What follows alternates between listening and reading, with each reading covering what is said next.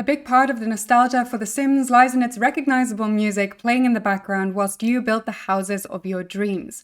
In this video, I want to take a look at what makes this music so great and unique, and how it went from jazzy piano music to full-blown Simlish features with pop stars like Katy Perry.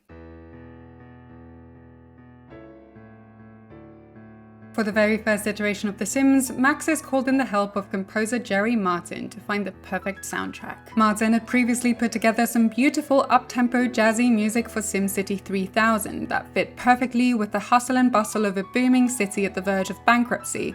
But for the first Sims game, Martin wanted something more relaxing and contemplative, something that worked well for the endless browsing of the catalogs and home decoration. For the music for The Sims, Martin worked together with Mark Russo, a successful musician who'd previously worked with the Grammy-winning group The Yellow Jackets. Initially, they had a hard time getting something together that felt unobtrusive enough for the game, and so they called in the help of a jazz pianist called Burr. In the end, the iconic build music that we all know that I'll probably have playing in the background right now is a combination of Martin's and Russo's writing and Burr's piano, essentially creating a genre that can be described as New Age jazz at best. Despite Russo and Burr never having played or seen the game, the music really ended up capturing that feeling of hope and building something for your Sims, but always with a touch of sadness and melancholy, which I think is very apt for The Sims 1 with its unpredictability. The end product doesn't distract you from what you're doing during the game, but also doesn't fully fade away into the background. It has a very distinct quality of feeling endless, which of course is perfect for a game where you spend literal hours picking wallpapers and deciding on what tiles to use around your next pool without pool ladder. Aside from getting a whole generation into jazz, The Sims to me was also my introduction to bossa nova, which I still have a great fondness for now.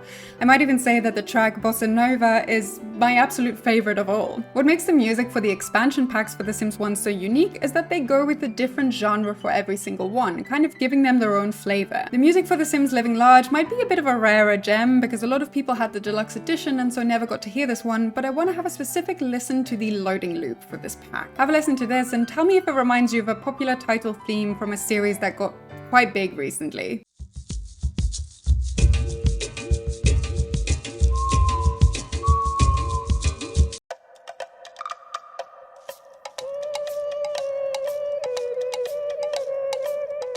To me, it strongly reminds me of the title song of Season 1 of The White Lotus, which I think is super interesting as both The Sims Living Large and The White Lotus touch on a lot of the same themes. Both of these pieces of media can in essence be seen as a critique of the rich and consumerism, and these animal-like sounds in the songs kind of portray the animal-like behavior of these rich people. I don't think Cristobal Tapia de Ver, the composer for The White Lotus, specifically took inspiration from The Sims Living Large, but I do think it's very interesting that these two are so similar. I think it shows that The Sims Living Large was a little ahead of its time critiquing capitalism and consumerism, and I think it's extra ironic looking at the way that EA operates now. EA Games.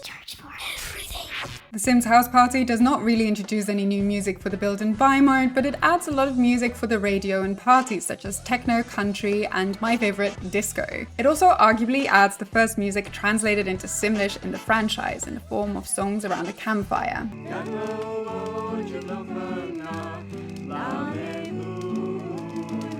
The Sims Hot Date, in my opinion, is where the first real thematic soundtracks for The Sims 1 start. Here we are introduced to some beautiful jazz, more similar to that of SimCity 3000, that could be straight out of Chicago's most famous jazz clubs. And it fits perfectly with the glamorized and frankly satirized picture that Hot Date paints of commercial America. The Sims Vacation has music heavily inspired by the biomes it allows your Sims to holiday at, and even goes as far as combining all three of them in the same song. I had never imagined that someone yodeling over steel drum ska would work so well, but it totally works in the Wacky Sims, it definitely does. For Unleashed, we're introduced to music that might be a little less familiar to most of us, especially non-Americans. Zydeco and Cajun music both hail from Louisiana in the south of the US, and have their roots in French and African origins. For the producer of The Sims, Will Wright, this music was very familiar. He is from the south and studied in Baton Rouge in Louisiana, and overall this music works perfectly with the theme of the pack, which is firmly set in New Orleans style buildings. And then for The Sims Superstar, I've already mentioned this in my Superstar video, I think this is the best soundtrack in the entire franchise. It has the brilliant fusion of mid-century orchestral music with synthy and electronic early 2000s music, catering both to the old Hollywood vibe of the pack,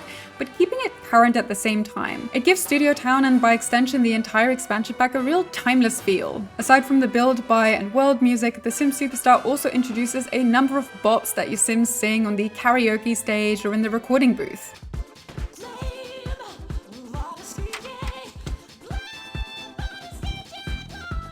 The Sims Superstar was my absolute favorite expansion pack as a kid because frankly I wanted to be a superstar, as evidenced by the multiple looks that I served at the time, and some of my fondest memories are me and my friends performing these songs in our own living rooms. Later, when they released the soundtrack for The Sims Superstar, they even included some of the full versions of these studio songs, and I've linked them down below if you want to relive those memories. The Sims Making Magic stellarly conveys the slightly eerie yet wacky vibe of the pack, with the magical early 20th century French music that feels like it belongs in an old mysterious circus. It perfectly fits the mostly Victorian and circus-inspired aesthetics of the pack, and it gives the exact right vibes when building on an eerie lot in Magic Town.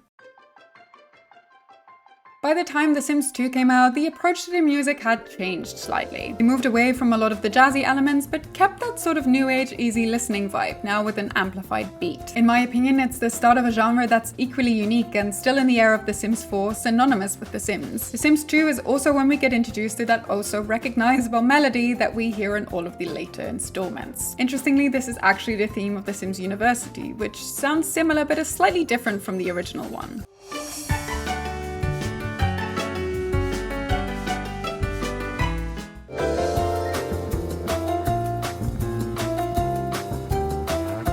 Instead of going with a whole new set of songs in a different genre for each expansion, The Sims 2 prefers expansion pack appropriate versions of the well-known Sims University theme that we already know. This ranges from boppy nightlife remixes to a much more reflective, slowed-down version for The Sims Seasons. It's a subtle but effective way of bringing variety into the music without straying away from its core essence. And I know it makes sense branding-wise, but I did start to miss the big old swings they took for the Sims 1 expansions. Okay, hi, editing me here. I just found some of the unreleased music for The Sims 2 composed by Jerry Martin that was later replaced by the music that we have now, which is too good not to share. This is so beautiful, like the perfect continuation of the build music for The Sims 1, but then now for The Sims 2. Have a listen.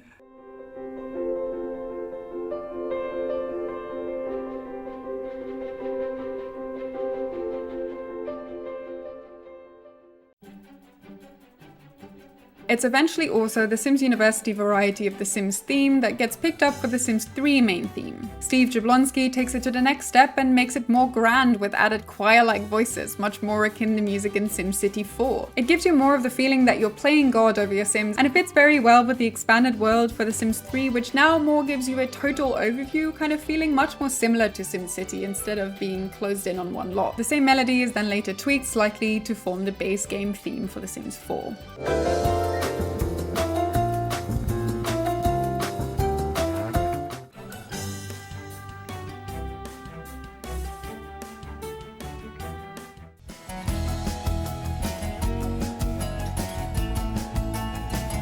When it comes to the expansion packs, The Sims 3 and 4 follow the same formula as The Sims 2, where they make slight tweaks for the expansion packs, but they're firmly rooted in the same style as the base music. The notable exception there is The Sims 3 World Adventures, where the music is much more destination themed, even reusing some of the Making Magic music for Champs-les Sims. It's most likely my nostalgia talking, but I think The Sims 3 and 4 is where the music starts to sound a little repetitive and derivative to the extent that I could probably hum along with only a few songs from the later installments. Also in The Sims 1, the genre-specific music is tied to pack-specific locations, like the Superstar music only plays in Studio Town. But in The Sims 4, all of this music is mixed, which you might think works because they're all so rooted in the same theme, but it's still a bit jarring to me to hear vampire music as I'm doing a nice tropical build in Salani.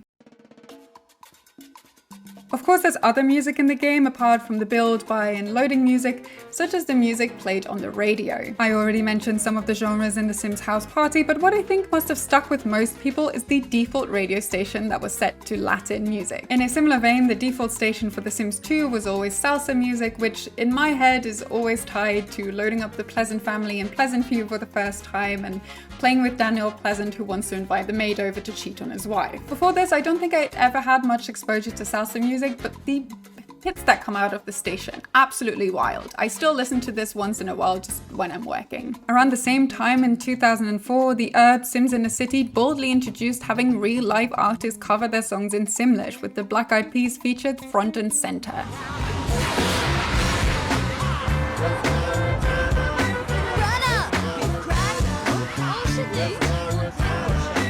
I really want to do a specific video on the herbs because it's a real art piece of early 2000s culture, but I'll take that in another video. The phenomenon of artists recording their songs in Simlish for The Sims was further popularized through The Sims 2. I fondly remember hearing Gabriella Chilmey's Sweet About Me, Break and Lace's Love is Wicked, and the Pussycat Dolls' Don't Share on my Sims' radio, and I absolutely loved it. Some of the features for the later expansion packs for The Sims 2 got full-blown accompanying music videos made in The Sims as promotional material for the packs. And I will tell you, these are stellar. As a teenage girl at the time, these were my absolute holy grail. Lily Allen did a cover of Smile for The Sims Seasons, Natasha Bedingfield did Pocketful of Sunshine for The Sims Free Time, and then the debut of our most well-known and honestly iconic Sims collaborator, Katy Perry, did Hot and Cold for The Sims Apartment Life. Obviously, Katy Perry then later came back with their own controversial Katy Perry's Sweet Treats stuff pack for The Sims 3 and also covered Last Friday Night in Simlish. After this, the list of artists singing in Simlish kept growing, and now there's over 200 artists who feature in the Sims franchise. I've looked at some of the lyrics of these songs in a previous video called The Language of the Sims, and you can see that Simlish over time has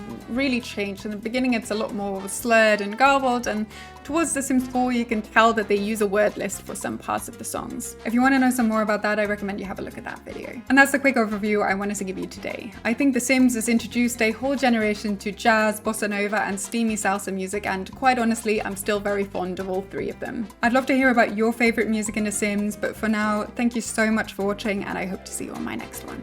Bye bye.